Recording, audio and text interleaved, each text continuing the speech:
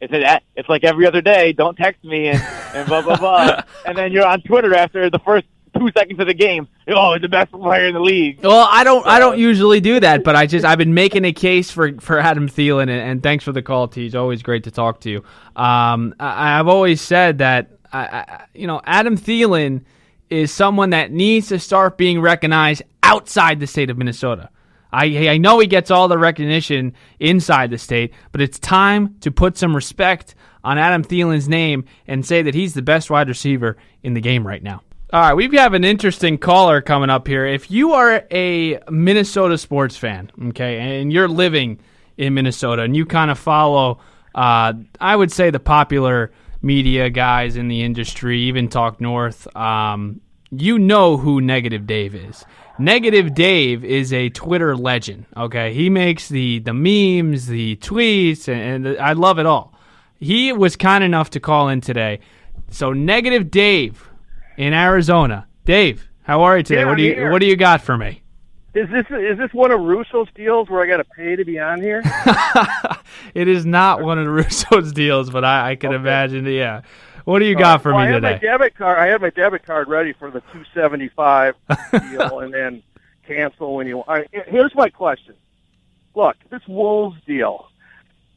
In your opinion, should Butler even? I mean, was this thing staged? Do you think? Yes. You think that too? Because that's where I'm at. How could he even still be on the team and playing after everything he did? It's got to be fake. Great question, and I'm going to give you a little theory that I came up with, and maybe not even. I've got something for you. Okay, so Karl Towns is the guy, right? He's going to be the future, right? Jimmy Butler's a lot older, not really a lot older. He's 28, 29 years old.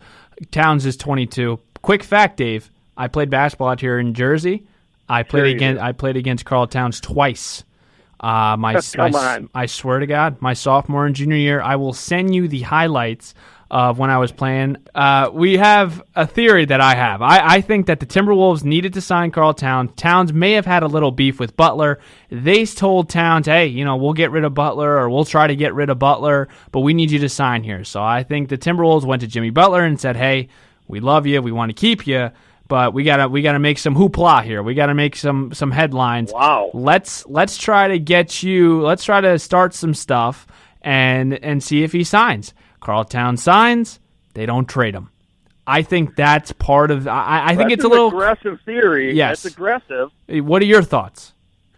Well, that would be. I think I like your thoughts on it, but wouldn't that be kind of pissing Towns off too if they kind of tricked him? I do, but I think money talks. Well, yeah, and Towns doesn't. Wow, you might have inside information. I'm just saying, either way, get rid of this clown. I'm tired of hearing how hard he plays. He does play hard, Dave. Well, everyone plays hard at times. Come on. What do you mean? You think he plays harder than LeBron or some of the other stars in the league? Are you trying to tell me he's the only guy in the whole league that plays hard? No, I think the difference is, though, that he plays defense, and Andrew Wiggins is still learning how to slide his feet. And I think Karl Towns is kind of the same way. You got two offensive-minded young players, and you have Jimmy Butler, who's made his name in the league because of defense and because he's playing hard. You got to think, this guy wasn't a high-round pick. He went to JUCO, then went to Marquette, got drafted, played under Tibbs. He earned his court time playing defense. So I think I think he. Wait. I'm not agreeing with you now. What happened between last year's playoff defeat over the summer into this year? Why all of a sudden this year? Why would he make a big stink out of he can't come back for 1 year, but he's going to make a huge stink like he did? No, where did he want to go? I think he wants to go. I think he did it because he's signing with the Lakers next year. Really? I agree with you to an extent. Like, it doesn't make sense that he wants to go to a team like the Clippers, the Nets, the Knicks. Like, if you're all about winning, why do you want to go there? And also, the Timberwolves can offer you the most money. Right. That's what was weird too. He threw out those three teams. And no way was he going to get traded there because they don't have anything to return to us. Right. I just think it's I just think it was just weird what happened that over the summer that freaked him out that he wouldn't come back for one more year. No, I agree. I agree. And you have a team that, I mean, they won 31 games the year before that. Butler comes in, you win 46. And let's be honest, you didn't have the last 2 weeks. You went from a 4 seed to an 8 seed. It seems like the Timberwolves were building on something, and now all of a sudden he wants to cop out. He didn't. And the thing another thing that bothers me is like, you don't travel with the team after Game 5 at Houston. You went on your own jet. Yeah, rest already. Yeah, there's something weird about this whole thing. Why would he, if he wants to win and he wants to play hard, like he brags to us every other day, right?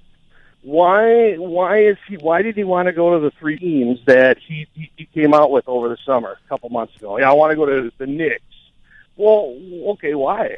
Yeah, why? I don't know. There's something faulty here. Dave, I agree, buddy. I mean, I 100% agree with you. I don't know where it's coming from. I want to ask you one more question before we let you go. Yeah, okay. Great. I want you to rank the clown shows of what's going on in Minnesota sports. If you had to rank them 1 to 4. Current or yesterday? Today or yesterday? Today. Okay, today. Well, number 1 is the Bopsy twins, Felvey and Levine. Because I think it's one guy. And I think the other guy that show you on pictures or in the media is just some bobo that is just like the janitor or something. They just throw a suit on him. Right. But I think it's just the one guy. I don't think there's 2. I just don't. But here's the deal. How can they fire Molitor because they never liked him, right? Yep. They wanted to get him out as soon as possible. Why is the bench coach, why is Molitor's bench coach a candidate for the job right now? Yeah, that doesn't make any sense to me. I want to see Joe Mauer manage. Oh, this will be our last call if you're serious.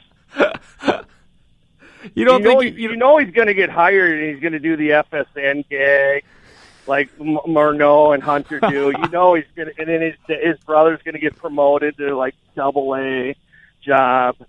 Oh God! You're not a fan of Mauer. I know, no, not, and I'll tell you why. And people look at me like, "What's your problem?"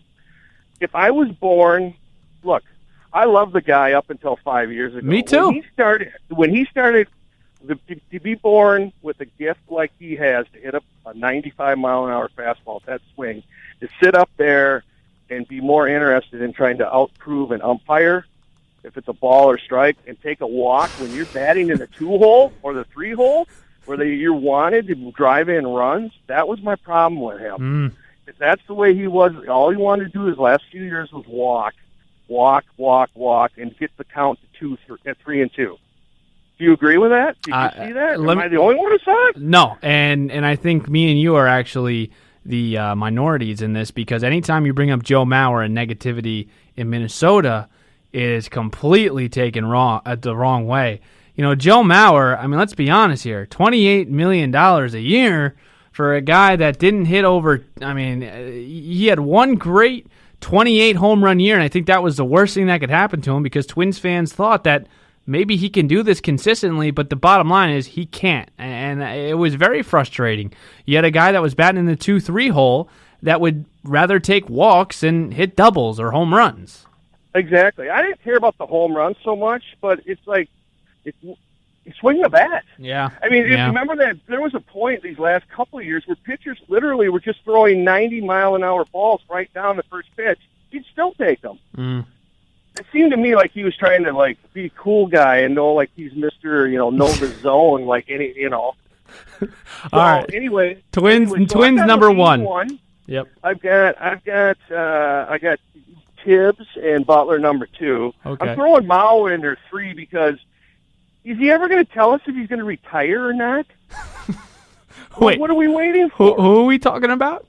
Mauer. I'm back on him again. I'm giving him number 3 as the most irritating. Is he going to retire? Yeah. I mean, the way he did his farewell, tour, I would think so. I hope he. Everyone was crying. You probably cried. I shed a tear when he got to put on the catcher gear for what, 1 pitch? I mean, how dorky was that? And then we had pictures all over Twitter and on the internet of him putting on his helmet and going out there with his pads on and stuff. And oh, yeah, it was cool. I I mean, what team does that? Well, listen, I thought it was cool honoring them like that. I thought that was nice. Yeah. Well, number 4 irritation of my top 5 is still Russo and his different prices for the Athletic. Okay, we get it. You work for them. Hey. If we want to pay it, we will. All right, we'll move on to number 5. Now, number 5 is this Everson Griffin situation is weird to me. Be careful here. I don't want to have to. I know, but All right, listen. control it inside, Dave. I know, but the guy was threatening to kill people in a hotel room, correct? That was the report. I can't. Okay. I can't, how can he be all of a sudden he's back playing football? He's just okay in a few weeks. I mean, the situation's a little weird, don't you think? It's very fishy. And I wish they came out with it. Yeah, I think there's something more hidden there, and I get the mental illness thing, and I know it's a serious thing, but I don't think that's the situation on this. I'm just saying. No, I don't know. And Zimmer is so, quiet about it. It's like, you can't get any information out of him. Yep. You can't get any information out of him. So let's go over this real quick. 5, you got the Twins, you've got Butler and Tibbs, you've got Maurer, you've got Russo. I love Russo, so I can't. Russo's my guy. But come on. Is it we'll move on. He's a great writer. I am a athletic. We all know the story. He started as a paper boy, big Islanders guy. All right. Okay, all right. Number 1. 5 is the bizarre Griffin thing that all of a sudden he's back for the biggest game of the year. So that irritates you? That more irritates you? That's more confusing to me. What irritates me about it is what concerns me about it is, does the guy really have? If he has mental health issues, they haven't been solved with 3 weeks off. Okay, he might be. There's medications and stuff, but why all of a sudden? If this guy was threatening to kill people, how does he get off on that? Would you think if you threatened to kill someone, went in a hotel and was shouting all that, and jumped out of an ambulance, you think you'd be back at your job in 3 weeks? I just think something's going on here. Yeah, and they gotta make sure that his mind is good first here. Dave, thanks again for the call. I just have a hard time believing if that's true. He's better just off a few weeks of medication, and I don't know. There's just something bizarre about that whole deal. Right. No, I 100% agree. And great show today. Seriously, everyone that called in, I appreciate it. I thought it was good. But the whole Everson Griffin thing, to me, it's you just got to make sure his head's right first. Football totally comes second here. He's got a family. He's got a wife. You got to make sure that he's 100%. You don't want to force him back. You better make sure that he's 100% okay. You don't want the same thing happening to him again. That was scary. That was a really scary time, and I know Everson's a fan favorite. We never want to see anything happen to these guys, but football comes second in this case. Great show. Seriously, thanks again for calling in, everybody. I will talk to you next Sunday.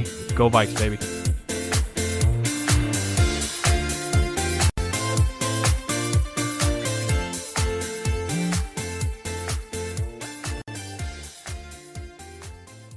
You just want to provide the best service you can, and marketing is vital to build your business, but it's also overwhelming and confusing.